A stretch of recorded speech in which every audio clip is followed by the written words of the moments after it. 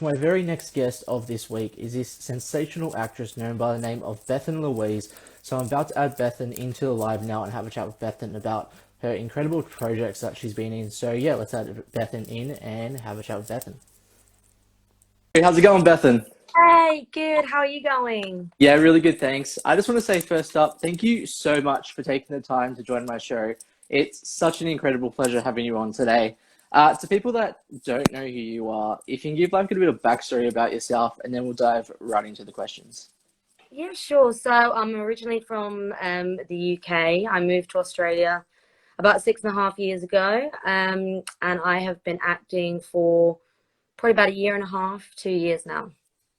Awesome. So we'll dive right into the questions now. So for my very first question, so in 2021, you were actually in Sarah in a film like short film called Sarah from the Agency 1 and 2, and you actually played the role of Sarah. What was it like getting to film on this set? And yeah, what was like the whole experience like for you? Oh, the experience was awesome. I loved doing those short films with Andrew. He's great. That was a really good one because I feel like with Sarah, I was really able to like create a character and create an identity. And then we obviously did the second one, which was nice because we could like continue that on. So it was great. And working with David, he played Mr. Fulton. He is just so good to bounce off. Like he like improvs a lot, and we just bounce really well off each other. So that was a great experience for me, that one. So on to our very next question. So also in 2021, you were actually in a short film also called Tied to Your Mother, and you played the role of Jasmine in this. What was this whole experience like for you getting to be in this short film? That was cool. That was a cool concept. That was a really different one. I remember at the end of that one, I got stabbed. I died in a lot of these short films, so I remember I was lying on the dirt and I was like, "Huh, this is life as an actor." But it was great. It was another really fun one. It was good. Awesome. So on to our very next question. So also in 2021, you were actually in a short film called Anna Maria, and you actually played the role of Lara. What was this whole experience like for you getting to be on this set? And yeah, what was the whole experience like for you? That was another really cool experience. Working with Courtney. She's outstanding. She's another really great actor to like bounce off. That was a really different kind of role for me. And yeah, it's a really good environment just working with Andrew on these short films because it's really like relaxed. I felt really comfortable on those sets. So yeah, that was another really fun one.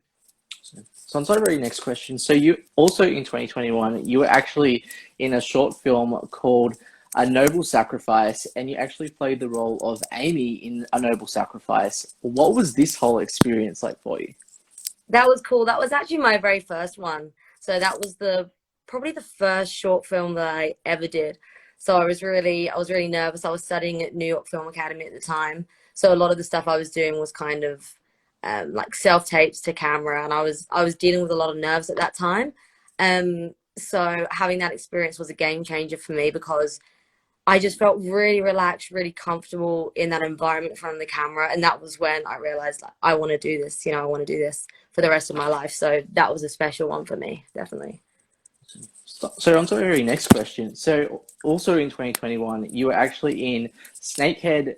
What was like the whole experience like getting to be in Snakehead and That actually was play the cool. role of Beth? Yeah, well, that's me. That was cool. I like that one because it was just a really, really interesting concept. Andrew's brain, he just creates these really cool concepts. And that was probably the funnest one that I did. It was really lighthearted. A lot of them have kind of a serious theme, like a lot of death. I mean, like I said, I died in a lot of them. So I didn't die in this one, which was great. And it was really lighthearted, really, really fun to film. That was probably the funnest one to film for sure. So on to our very next question. So what made you decide as a person and especially as an actress to get into the whole acting scene in the first place? Well, when I was very, very young, I loved acting. It was something I really loved. When I was 10, I made my debut as Mary Poppins. That was the first role I ever did, and I loved it. But yeah, then as I got older, I kind of, you get the fear. You don't think you're like good enough. I didn't think it was a viable career, so I went into psychology, and then it was probably during COVID, probably 2020.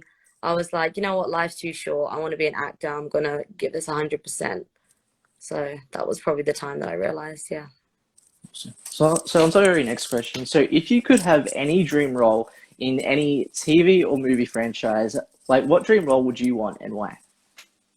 I would love to do a role kind of similar to the Joker movie, just because I feel like roles like that are so interesting. They really kind of make you think and see the others. You know, it's not black and white, right and wrong. It's really kind of like you see the other side. Like I've done a lot of work in mental health, so I'd love to do a role like that, which really shows the intricate, in-depth things behind that psyche. So I would love to do a role like that. Do you know who I could actually see you playing the role of? I could actually see you playing the role of Poison Ivy. Really Yeah, interesting. you would make a The really redhead. incredible Poison Ivy. So if Super Cosplay Lover is watching, definitely fan cast Bethan Keep as it in Poison mind. Ivy. I will love that. Yeah, So that would be great. yeah. So on to our next question. So what would be your like all-time favorite TV or movie and why? I would have to probably say Star Wars. I am a big nerd. I love all the movies. I had the first three on VCR when I was a kid. Return of the Jedi is my favorite. Yeah, big Nice. nerd. That's me. So on to our next question. So what would younger Bethan say to now Bethan, like looking back over the experiences that you've had? Probably just to stop doubting myself. To kind of do what I want to do rather than what I think I should do or what other people think I should do. You know, just following your gut, following, yeah, what I really want to do. That is definitely something I would say. I'm sorry, next question. So, what advice would you give someone wanting to start out in the acting industry? And yeah, what advice would you give someone? I would say, sorry, I have three annoying dogs here. It's all Stop. good.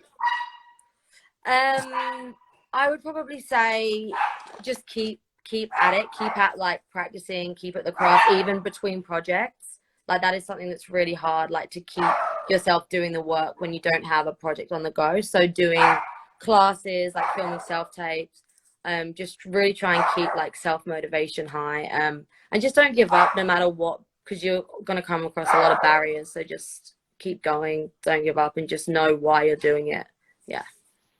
So, on to the very next question. So, what are like the positive and negative sides into the whole acting industry, and how do you get through those like negative moments as an actress?